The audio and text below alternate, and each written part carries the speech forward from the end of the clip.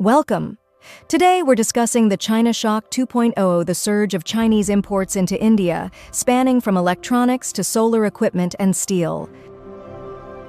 Chinese imports to India have surged, exceeding 100 billion in 2023 to 24, raising concerns about economic imbalance. In response, India has implemented over 30 anti-dumping measures against China in 2024 alone. These measures include higher tariffs on solar cells, steel, aluminum, and electric vehicle batteries. However, even with these curbs, the influx of Chinese goods is intensifying.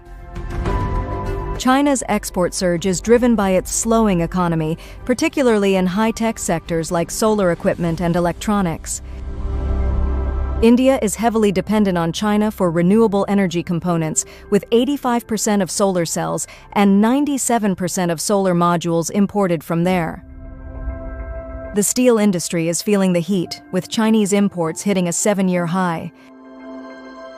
India's challenge lies in balancing its economic growth while reducing dependence on Chinese imports. With significant investment in renewable energy and continued anti-dumping policies, the country aims to find a sustainable solution to this ongoing trade shock. Thank you. Goodbye.